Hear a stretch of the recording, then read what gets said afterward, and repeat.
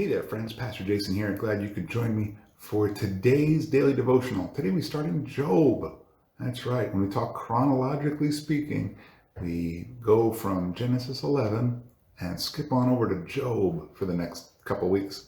So if you will, open up with me to whatever Bible you're reading. I'm reading out of the NASB this morning. You read whatever you want to read out of, and we will enjoy the first two chapters of Job. If you don't know, if you're not a Bible scholar, Job is one of those books that's difficult for people to read because it's not the happiest of books. But that's okay. We're going to get through it. We're going to read and we're going to see how God is still sovereign through it all. Let us read chapters 1 and 2.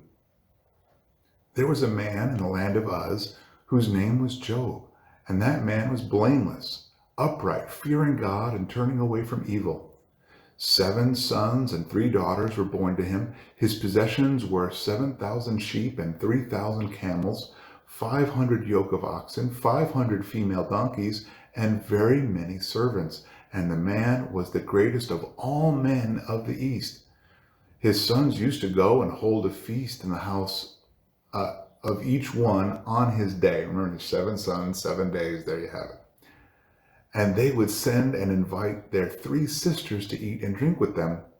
When the days of feasting had completed their cycle, Job would send and consecrate them, rising up early in the morning and offering burnt offerings according to the number of them all.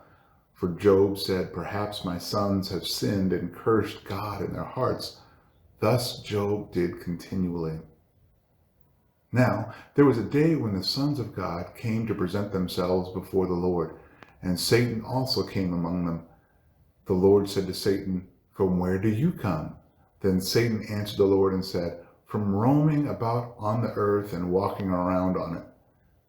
The Lord said to Satan, "Have you considered my servant Job? For there is no one like him on the earth, a blameless and upright man, fearing God and turning away from evil." Then Satan answered the Lord, "Does Job fear God for nothing?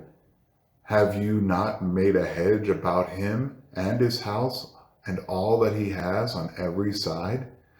You have blessed the work of his hands, and his possessions have increased in the land. But put forth your hand now and touch all that he has. He will surely curse you to your face." Then the Lord said to Satan, "Behold, all that he has is in your power. Only do not put forth your hand on him." So Satan departed from the presence of the Lord. Now on the day when his sons and his daughters were eating and drinking wine in their oldest brother's house, a messenger came to Job and said, "The oxen were plowing and the donkeys feeding beside them, and the Sabaeans attacked and took them. They also slew the servants with the edge of the sword, and I alone have escaped to tell you." While he was still speaking, another also came and said, "The fire of God fell from heaven and burned up the sheep and the servants and consumed them, and I alone have escaped to tell you." While he was still speaking, another also came to him and said, "The Chaldeans formed 3 bands and made a raid on the camels and took them and slew the servants with the edge of the sword. I alone have escaped to tell you." While he was still speaking, another also came and said, "Your sons and your daughters were eating and drinking wine in their oldest brother's house. Behold, a great wind came from across the wilderness and struck the 4 corners of the house, and it fell on the young people, and they died, and I have alone escaped to tell you." Then Job arose, tore his robe, shaved his head, and fell to the ground and worshipped. He said, "Naked I came from my mother's womb, and naked I shall return there. The Lord gave, and the Lord has taken away. Blessed be the name of the Lord." Through all this, Job did not sin, nor did he blame God. Chapter 2. Again, there was a day when the sons of God came to present themselves before the Lord, and Satan also came among them to present himself before the Lord. The Lord said to Satan, "Where have you come from?" Then Satan answered the Lord and said, "From roaming about on the earth and walking around on it." The Lord said to Satan, "Have you considered my servant Job? for there is no one like him on the earth, a blameless and upright man, fearing God and turning away from evil. And he still holds fast his integrity, although you incited me against him to ruin him without cause." Satan answered the Lord and said, "Skin for skin, yes, all that a man has he will give for his life. However, put forth your hand now and touch his bone and his flesh. He will curse you to your face." So the Lord said to Satan, "Behold, he is in your power. Only spare his life." Then Satan went out from the presence of the Lord and smote Job with sore boils from the sole of his foot to the crown of his head. And he took a potsherd to scrape himself while he was sitting among the ashes. Then his wife said to him, "Do you still hold fast to your integrity? Curse God and die." But he said, "You speak as one of the foolish women speaks. Shall we indeed accept good from God and not accept adversity?" In all this, Job did not sin with his lips. Now when Job's 3 friends heard of all the adversity that had come upon him, they came each one from his own place: Eliphaz the Temanite, Bildad the Shuhite, and Zophar the Naamathite. And they made an appointment together to come and sympathize with him and comfort him.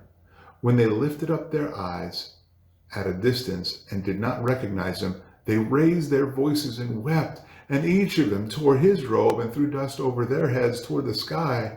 Then they sat down on the ground with him for 7 days, 7 nights, with no one speaking a word to him, for they saw that his pain was very great. The beginning of the story of Job. It's inconceivable. It's easy for me to say that. It is inconceivable for all of us to think about the righteousness of Job, where he doesn't blame God in the least for all that's happened to him. That he doesn't curse him with his lips. He doesn't betray his integrity. And yet, such devastating things happen to him.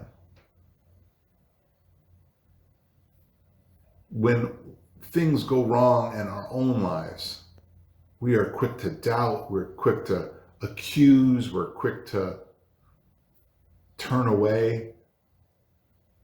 But maybe we could be more like Job. Maybe we could worship God instead. Now, this is only the beginning, and those of you Bible scholars out there who are watching this know that the story is going to progress, and those 3 friends at the end here, they're going to give some lousy advice. But is your heart pure even in times of doubt? That's where faith really steps in. Your faith in times of good and in times of bad. Does your faith step up to the challenge when times that everybody else would doubt, everybody else would question, everybody else would curse? Does your faith step in and say, "No, I will accept the good and the bad because they both are from the Lord, and I will worship his name"?